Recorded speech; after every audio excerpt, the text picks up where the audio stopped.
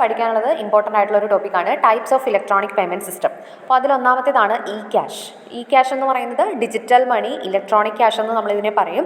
Used for online transaction instead of physical cash. Physical ക്യാഷിന് പകരം നമ്മൾ ഡിജിറ്റൽ ക്യാഷ് ആണ് യൂസ് ചെയ്യുന്നത് എന്നുണ്ടെങ്കിൽ, അല്ലെങ്കിൽ ഡിജിറ്റൽ മണിയാണ് ട്രാൻസാക്ഷൻസ് കണ്ടക്ട് ചെയ്യുന്നതിന് വേണ്ടി യൂസ് ചെയ്യുന്നുണ്ടെങ്കിൽ അതിനെയാണ് നമ്മളെന്ത് പറയുന്നത്, ഇ ക്യാഷ് എന്ന് പറയുക. ഓക്കെ, അപ്പോൾ ഓൺലൈൻ ട്രാൻസാക്ഷൻ നടത്തുന്നതിന് വേണ്ടി ഫിസിക്കൽ ക്യാഷിന് പകരം ഡിജിറ്റൽ മണിയാണ് നമ്മൾ യൂസ് ചെയ്യുക. അപ്പോൾ ആ ഒരു ക്യാഷിനെയാണ് ഇലക്ട്രോണിക് ക്യാഷ് എന്ന് പറയുക. ഇനി ഇതിനെ ഡിജിറ്റൽ ക്യാഷ് എന്നും സൈബർ ക്യാഷ് എന്നും ഒക്കെ ഇത് അറിയപ്പെടുന്നുണ്ട്. എക്സാമ്പിൾ പറയുകയാണെങ്കിൽ ഇപ്പോൾ Paytm ബാലൻസ് നമ്മൾ യൂസ് ചെയ്തിട്ട് പേയ്മെൻറ്റ് നടത്തുക, ഗൂഗിൾ പേ വഴി പേയ്മെൻറ്റ് നടത്തുക, അതൊക്കെ ഇതിനൊരു എക്സാമ്പിളാണ്. ഈ ചെക്കാണ് അല്ലെങ്കിൽ electronic check. It means A digital version of A paper check. അതായത് നമ്മുടെ ട്രഡീഷണൽ ആയിട്ടുള്ള ചെക്ക് ഉണ്ടല്ലോ, പേപ്പർ ചെക്ക്, അതിൻ്റെ ഒരു ഡിജിറ്റൽ ഫോർമാറ്റ് അല്ലെങ്കിൽ ഡിജിറ്റൽ വേർഷനെയാണ് ഈ ചെക്ക് എന്ന് പറയുന്നത്. അപ്പോൾ ഓൺലൈൻ പേയ്മെൻറ്റ് നടത്തുന്നതിന് വേണ്ടി പേപ്പർ ചെക്കിന് പകരം ഡിജിറ്റൽ ആയിട്ടുള്ള വേർഷൻ ഇതാക്കുന്നതിനെയാണ് നമ്മൾ ഇലക്ട്രോണിക് ചെക്ക് എന്ന് പറയുക. എക്സാമ്പിൾ പറഞ്ഞാൽ നമ്മൾ ഓൺലൈനായിട്ട് ഒരു ഗുഡ്സ് നമ്മൾ പർച്ചേസ് ചെയ്തു, അതിൻ്റെ പേയ്മെൻറ്റ് ഈ ചെക്ക് വഴി നമുക്ക് കണ്ടക്ട് ചെയ്യാവുന്നതാണ്. പറയുന്നത് സ്മാർട്ട് കാർഡാണ്. It means A plastic card with an embedded microchip that stores and processes data securely. അതായത് സ്മാർട്ട് കാർഡ് എന്ന് പറയുന്ന ഒരു പ്ലാസ്റ്റിക് കാർഡാണ്, അതിനകത്തൊരു മൈക്രോചിപ്പ് ഉണ്ടായിരിക്കും. അപ്പോൾ അതിനകത്തായിരിക്കും എന്ത് ചെയ്യുന്നത്, ഡാറ്റയൊക്കെ സ്റ്റോർ ചെയ്ത് വെക്കുന്നുണ്ടാവുക. കൺസ്യൂമറിൻ്റെ ഡാറ്റയും കാര്യങ്ങളൊക്കെ അതിനുള്ളിൽ സ്റ്റോർ ചെയ്ത് വെക്കും. ദെൻ ട്രാൻസാക്ഷൻസ് ഒക്കെ പ്രോസസ്സ് ചെയ്യുന്നത് ആ മൈക്രോചിപ്പ് യൂസ് ചെയ്തിട്ടായിരിക്കും. ഓക്കെ, ഇപ്പോൾ സ്മാർട്ട് കാർഡിന് എക്സാമ്പിൾ പറയുന്നത് ATM card, debit card, metro travel card, ഇതൊക്കെ ഇതിനൊരു എക്സാമ്പിളാണ്. അടുത്തത് ക്രെഡിറ്റ് കാർഡാണ്. Credit card means A payment card that allows U to buy now and pay later. Credit card use ചെയ്തുകൊണ്ട് നമുക്ക് എന്ത് ചെയ്യാൻ പറ്റും, നമുക്കിപ്പോൾ ക്രെഡിറ്റിൽ ഗുഡ്സ് പർച്ചേസ് ചെയ്യാൻ അല്ലെങ്കിൽ ഷോപ്പിംഗ് നടത്താൻ പറ്റും, പിന്നീട് അതിൻ്റെ പേയ്മെൻറ്റ് നടത്തിയാൽ മതി. ഓക്കെ, അപ്പോൾ അതൊരു ഫിനാൻഷ്യൽ ഇൻസ്ട്രുമെൻ്റ് ആണ്. ബാങ്കോ അല്ലെങ്കിൽ ഫിനാൻഷ്യൽ ഇൻസ്റ്റിറ്റ്യൂഷൻസോ ഇഷ്യൂ ചെയ്യുന്ന ഒരു ഇൻസ്ട്രുമെൻ്റ് ആണിത്. ഇപ്പോൾ ഇവിടെ ഇത് യൂസേഴ്സിന് എന്ത് അലോ ചെയ്യുന്നുണ്ട്, ഒരു സെർട്ടൈൻ ലിമിറ്റ് വരെ, ആ ഒരു ക്രെഡിറ്റ് കാർഡിന് ഒരു ക്രെഡിറ്റ് ലിമിറ്റ് ഉണ്ടായിരിക്കും.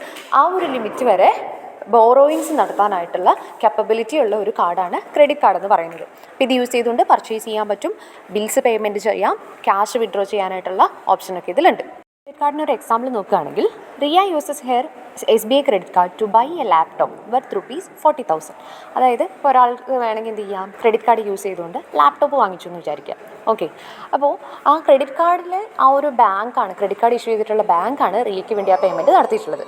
ഓക്കെ, റിയ അപ്പോൾ എന്ത് ചെയ്യണം, നെക്സ്റ്റ് മന്ത് ആകുമ്പോൾ ആ ക്രെഡിറ്റ് കാർഡിൻ്റെ ബില്ല് അറൈവ് ആവും. ആ സമയത്ത് ആ ഫുൾ എമൗണ്ട് റീപേയ്മെൻറ്റ് ചെയ്യുക. അപ്പോൾ ഈ ഒരു കാര്യത്തിൽ ഇൻട്രസ്റ്റ് ഫീയും കാര്യങ്ങളും ഒന്നും തന്നെ ചാർജ് ചെയ്യുന്നതല്ല.